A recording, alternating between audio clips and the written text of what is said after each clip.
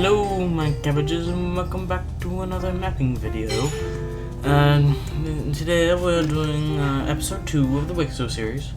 Also, on this episode I've added religion boulders. Right now there's not many religions, just 2. We got the blue religion, which is basically, simply put, animism, which you don't know what animism is.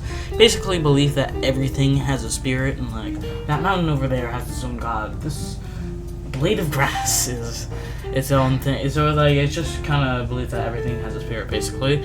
And early pantheonistic ideas, like early kind of Greek ideas, where there was the red religion. So it's kind of like feeling, you know, different gods. So yeah, that's religions. So the red team is mostly red religion, the purple team is mostly blue religion, and the blue team's honestly really split between red and blue religion. But yeah, that's what's happening. But let's just say the red team has a new ruler, and this ruler is hyper expansionist because they want the land. So they go and explore across the coast over here, because coastal waters are better waters, because, you know, those like open sea waters, but still. And then they, you know, they explore and expand.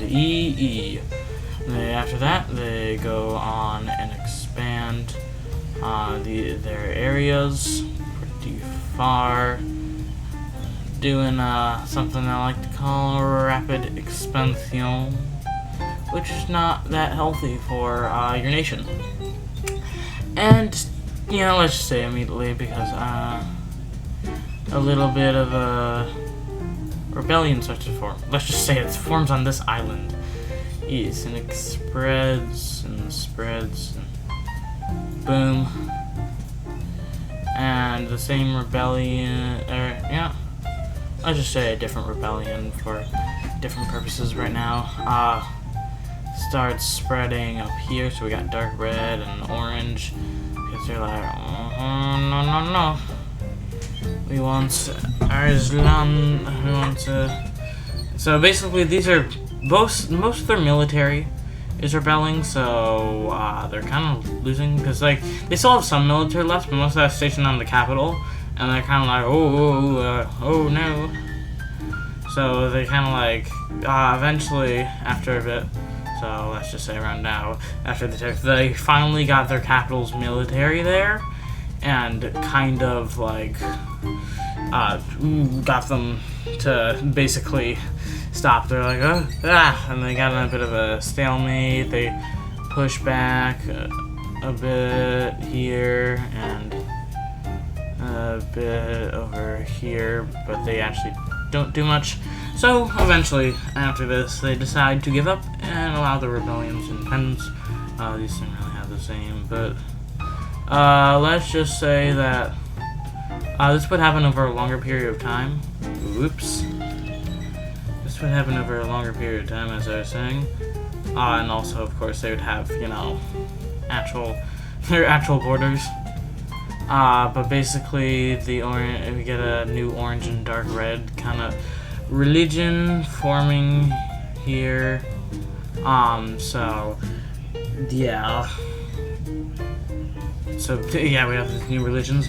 And basically, they're spin-offs of the red religion. Basically, the dark red religion is a lot of these, like, basically they have this pantheon that's forming, and there's this god of war. So think of like Ares Greek mythology, but like, of course it's way different, so I don't know what they're actually going to be called, the god of war, but let's just say they're the god of war right now. So they're kind of like, think of Sparta, for Sparta. So they're like not as high in numbers because they focus on warriors, but they're really strong. Because like, no, there's no matching this, because you know, this is a WICSO series, not like a fantasy WICSO. And then the orange team believes in the god of death, so they're hyper in tune with like sacrifices. So yeah, they like sacrificing people, and basically all of these countries are like dictatorships, because that's kind of what happened at the time. But Orange Team and Dark Red Team kind of form military dictatorships, where basically rule the strong. Whoever gets to take over, like, it's basically just if you take over the country, then you rule it in simple terms. So yeah, they established military dictatorships. So yeah, because they're both kind of war-oriented, because the Orange Team doesn't like to sacrifice their own, they like to sacrifice foreigners, so, slavery is bad? No, sacrificing. We got that going on, and slavery is also bad. So they kind of want to fight, both these want to fight wars, they want to fight wars to prove their dominance, and they want to fight wars for sacrifices. Yay. Yeah. And then, the blue team over here just decides to focus they don't really expand as much, they slowly expand and, find their way down the river. But this time I'm actually going to be unique and not have it, just be rebellion via expansion, so... That's called foreshadowing for something that's gonna happen in like 2 minutes. But yeah, they expand over these river areas, and they decide to take some of these areas and go like a live border drawing. Never thought I saw it. But yeah, right now on Sidetrack WICSO multiplayer is going well. We've got 4 episodes already, even though the gap from the first and second one was like 3 weeks. So, and my channel's been going well. Thank you for all the new subscribers here. Like, I remember a time where I only had 51 subscribers, and now I have 88 at the time of recording this video. I think I'm maybe making a time capsule video for the future, which of course you won't know about until like time capsule releases. Probably gonna be like something like 10-year time capsule. I might be alive by then, and also I hope I'm actually still on YouTube, but I might not be. But that's future stuff. But basically, the blue team is partially focused on expansion, but basically they're focused mainly on their capital because they're like super centralized, and that's where all the rich nobles live. So these island parts are feeling really neglected. So they what did I?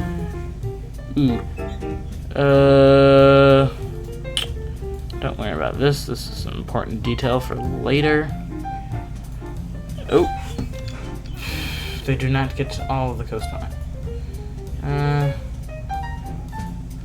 This is annoying to... Let's just say that much. But basically, because like the blue team capital is kind of different animism religion, and you know don't as much agree with them, they decide to rebel because they have been the Indigo team. So yeah, this is gonna be annoying getting every single small island I've seen. But yeah, all these islands rebel because they've been feeling neglected. And you wonder who they worship in this pantheon? The god of the sea. No, not Poseidon. But they have their own god of the sea. Yeah, Indigo looks actually a lot like the purple team. But yeah, they have their own separate god of the sea. So they basically become super naval focused. So I mean not yet, but they're gonna become, you know, the best ship builders because that's kind of what they do. They like the sea. Yeah, so they got the Indigo tribe, and also a bit of coastal area here, so they're small right now, but surprisingly impactful for how small they are. And speaking about all of these new nations, we need capitals for them. So let's get some, because I found out this is a new feature in Paint. They have, I think this is new, yeah, they have updated transparency layer. So let's say their capital is like here, their capital is like here on this island, and their capital is over here. There we go. In this video already, we've doubled the amount of nations we have, so hip hip hurrah, hooray, hurrah, ho ho. But yeah, the red team, not learning from their past mistakes, decides to keep on expanding and exploring. Right now, first you gotta explore. They decide to explore here because they can't really explore on the coastline. So this area is Amazon rainforest. Nah, they're not that good at exploring. This area is Amazon rainforest. I kind of just remember that. But you know, actually, I'm gonna say that blue team never really explored this side of the rift. I'll just say that blue team never really explored upon this part of this side of the river. So the red team goes on a kind of bit of a blitzkrieg and kind of expands down the river really quickly, which, like I was saying, is not good for your nation's health. But the red team never learns. Ooh, that is skinny. And also they go through the small gap right here to expand inwards. Like, dang. So, as predictability comes, we got some people over here still wanting the blue team religion, kinda, because, yeah, this area is mainly animism, while the rest of the red team is mainly, is mainly pantheism, polytheistic, let's just say, yeah, polytheistic. So, a lot of people want to simplify with the blue people right across the river, even though, actually, the Amazon River is, like, it doesn't really show the full extent of the river on here, but, like, the Amazon River is really wide, so I don't know how much they would have to do with the people on the other side of the river. There's actually 0 bridges across the entire Amazon River, and yes, this is true. This is actually true, it doesn't sound like it. And the orange team, also partially wanting war sacrifices, sees its ability to pounce and starts picking up sacrifices from the red team because they want their war sacrifices. So... yeah, and the dark red team also seeing on this, they want to prove that they're strong, and they capture this area pretty easily and kind of box the red team in, and more blue team revolts, actually this time backed up by the blue team because they kind of don't really like the red team as much, so they kind of help fund the revolts, start gaining progress, and this long red tail and mass rebellion starts just like bam, and then the orange team continuing to sweep over here. And just realized, yeah, no, this territory is also very clunky to control because they can't really go through it. They have to kind of and then go through the small island and like get through there if they don't want to go through the indigo team. And the Indigo team, being an early nation, they don't have much allies. They also see an option to pounce here on the rest of this coastline. And then the orange team splits off this part and then goes like this, and then the orange team takes this. The blue team takes this, and the indigo team takes this. And over here, the dark red team, with even minimal support from the orange team, because they like to take their sacrifices because they fight the war and they don't have much to do with it. So they actually have a system where they will like boat over bodies from the dark red nation to the orange nation. Will ship over their dead bodies for war sacrifices. Yeah, let's see, that's why they're allyship. And then eventually they kind of start running out of steam because they don't have too many wars in mountain population. And they eventually, after a new, I don't like that, so I'm just gonna, after a new little kickback from the red team, they eventually decide to retreat and have a peace deal. So, yeah, the red, I mean, not really much peace deals, because this time, you know, they wouldn't actually have peace deals, but, yeah, red team not looking too hot.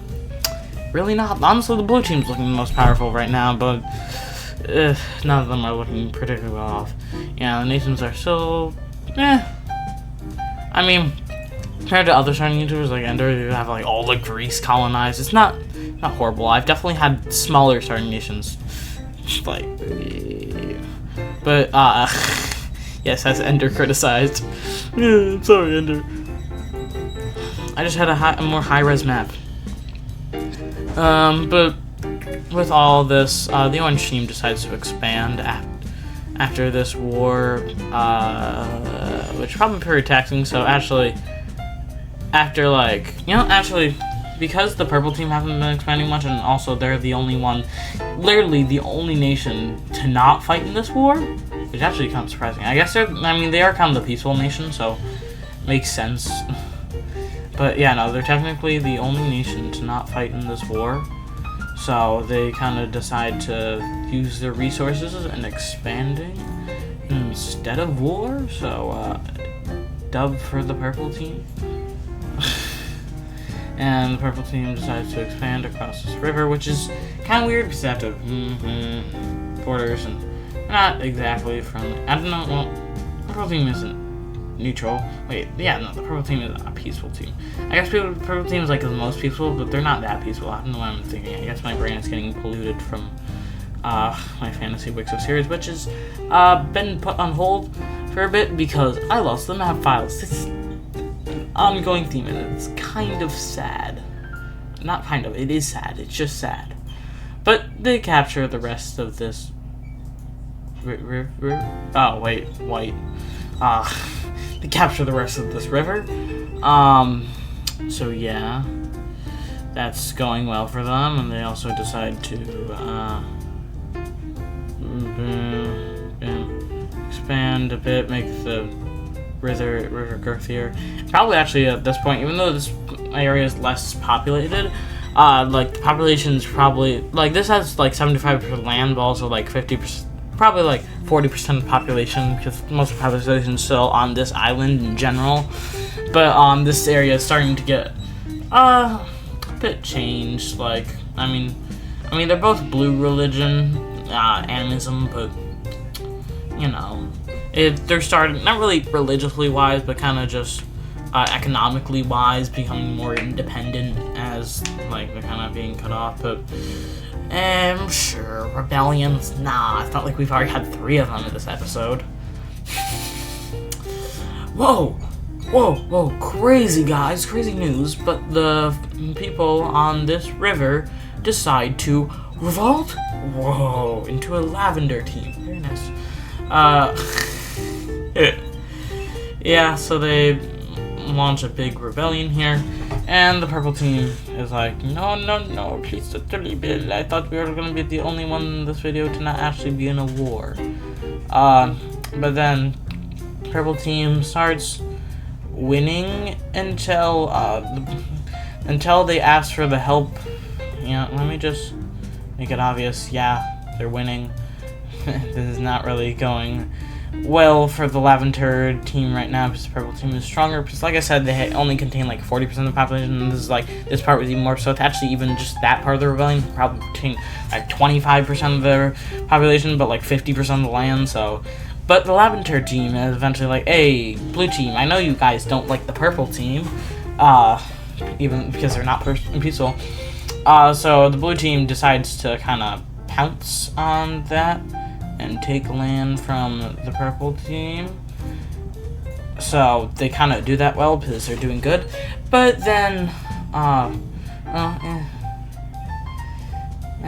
let's just say the Orange team, being a very pounceful team, and also seeing that the blue team is attracted, they make huge gains here.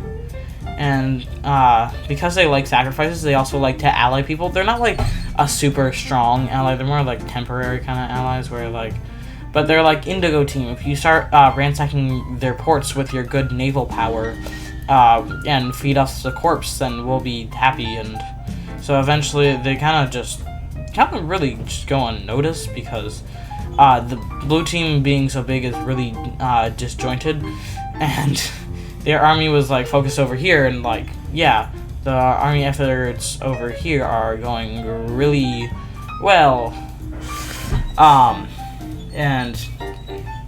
But then they realize, whoa.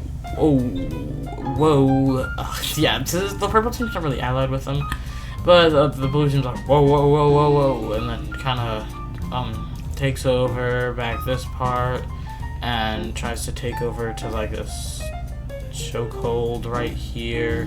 Successful because they're strong. Probably not actually that much.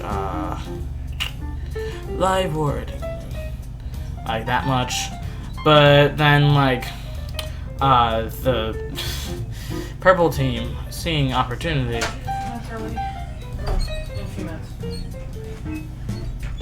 The purple team seeing this opportunity blitzkriegs down to here and even takes over this area. So basically the blue team army is strong, but they keep on focusing on different parts. And then the lavender team army kind of sitting there helps, gets back up and kind of takes back over these parts of the purple team with their support from the blue team. The blue team is actually supplying them now instead of just taking the land from themselves because, I don't know, they're feeling nice. And the purple team kind of pushes back a bit more and pushes even here into blue team territory. So they see this, the blue team being stupid again, completely repositions their army back, and while that happens, the orange team blitzkriegs even farther than they did before. Actually, impressively farther. And actually, let's just say the indigo team took most of this coastal area though, but like impressively far blitzkrieging. And then the indigo team takes more of this until, and then the blue team starts taking back some of this area, like up here and down here, and they're doing well. But then eventually they realize, being smart and actually starting to realize, they start to focus their armies on both the areas, like at 50-50 at once. So they start getting like,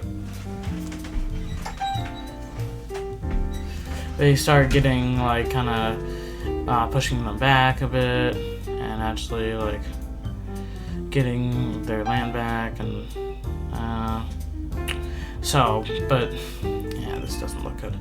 So they actually start getting their land back there, and they're like, oh yeah, but then they're kind of like in a stalemate because they have to focus their borders in both areas, and eventually they come to a peace deal, and well, they submit peace. So basically it was a 2v1, 2, 3, it was a 2v4, and it was forced into a stalemate. That's just how good the blue team is, and the lavender team didn't even do much. It'd probably be like a 3v1 and still be like stalemate. So it's just that's how strong the blue team was, but now the blue team's been severely nerfed. Honestly, the orange team is looking pretty good right now. They've been in a lot of wars, but they basically won all of the wars, which is impressive for, they're probably eventually going to run the scene, but not yet, because they got this weirdly long peninsula, and kind of how they do it is they like to spread their religion. So, I'm not going to show this, because, you know, I'm going to do that later.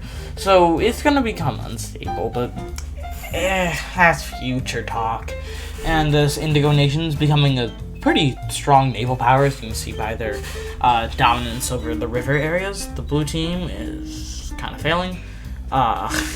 Purple team is not as well off as they were before. They're not like failing, but they're also doing too hot. You know, let's just say that they actually expand over here. The red team is kind of cooked. Dark red team doing pretty well. Ooh, during this war, let's just say the dark red team also wanted to fight war to show their dominance and took this area because they like making border exchanges, and the dark red team kind of likes that kind of stuff. So yeah, if I were to rank, I would probably say orange team. Orange team first, second indigo, third blue team, fourth dark red team, fifth purple team, 6th lavender team, and 7th red team. Red team's just... And no, I feel like 6th red team, 7th lavender team, because this team, like, although bigger, like, the red team still has decent population in their capital area. So yeah, that's been all, and goodbye, my cabbages.